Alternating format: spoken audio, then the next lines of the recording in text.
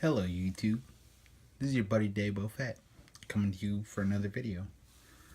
Um, I was thinking about doing a video on this knife. I was gonna carry it for a week, but I thought, why should I? I've owned this knife for like 3 years. I love, love, love this knife. I've been in love with it since day one.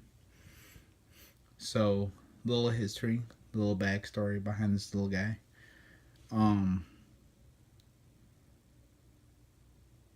This was my introduction to Spyderco.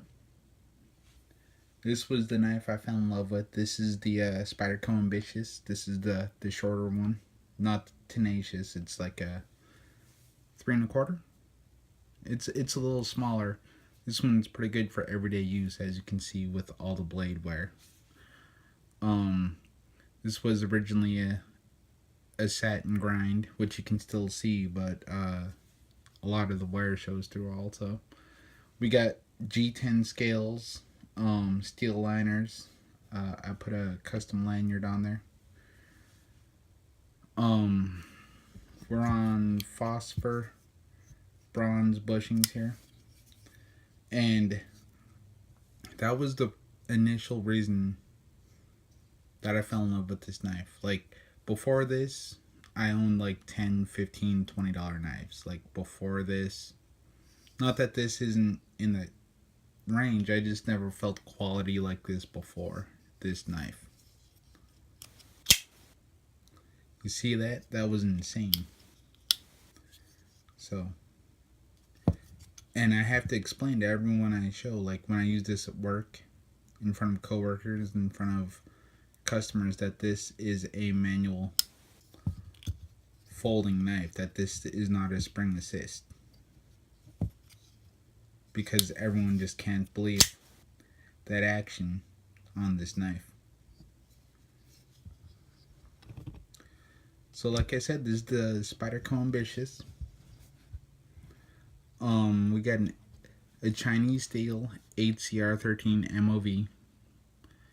I'm gonna assume this has a better heat treat, full flat grind. You know all this stuff anyway. Everyone else has done a video on this knife. I just want to do my overview of why I love it. So again, yeah, history. I was at the Alaska State Fair, and there was a Spyderco booth, so we paid retail for it. I'm not going to tell you what that was. But I loved this knife enough. Well, my parents did.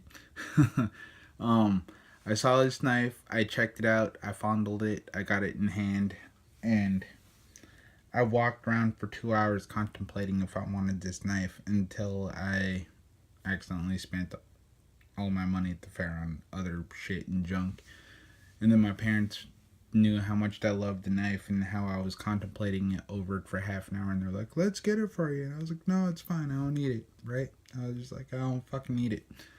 But eventually I caved, brought them back to the booth, and I got this as a gift, an early birthday, if you will. And that just adds to my love for the knife. Originally, I wasn't a big fan of the leaf design of the knife, the leaf point. I guess a modified spear point. I didn't know if I would be into this look, but then when I got it in hand, it just kind of worked. Like, this cutout here, this cutout here, the ergonomics of it is just very nice, just fits in the hand really well. And this thumb ramp here was just amazing. When I first got this knife, I was working at Sears as a back dock worker. I was unloading trucks by hand, 1,500, 1,100 unit trucks by hand. What that means is me and a crew of 5 would unload a truck with between 11 and 1,500, 2,500 boxes at least twice a week. So, hence all the wear and tear on this blade came from cutting open those 1,500 to 2,200 unit trucks a week, like boxes a week. Like, this thing went through abuse. We went through some really hardcore shit, like cutting open boxes, cutting open packaging. I'm pretty sure I've used this as a pry bar. Um, I'm pretty sure I've cut open stuff that shouldn't be able to cut open. I'm pretty sure I've wedged this in between places it shouldn't have been wedged. And it took it like a champ. I mean, this knife has just been fucking amazing for the last 3 years, and I don't know what else to say. Um, if you don't own an Ambitious or a Tenacious or a Resilience, I'd say go out get one right now. I love this brand. Um, if you're against the China made knives, that's cool. Fuck it, you know, hate the China made knives. But if there's someone out there who doesn't care about that kind of stuff, or you're like, meh, everything else comes from China anyway. But in all reality, like I said, this is an amazing knife. Over the last 3 years, I just can't say enough good things about this guy. The pocket clip is 4-point changeable, so you can do left-handed, right-handed, tip up, tip down. You got some really beefy liners in here. Really good jimping. Little standalones in there.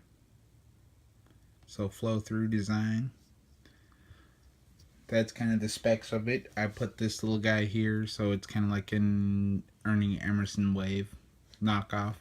So what that does is when it's in the pants pocket and you go to extract it from your pocket, the edge of your pants will grab this thing and pull it open as you pull it out your pocket.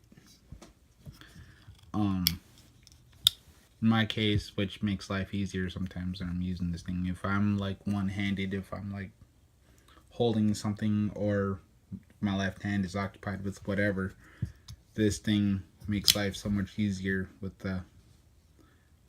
this little knockoff wave feature. Yeah, satin grind, full flat ground, 3 1/4. G10 grips. Stuff is amazing. Like sweaty hands, gloves, oil, still grippy. What second random thing I did besides my own lanyard is just some fucking cheap shits I found at Michael's or something.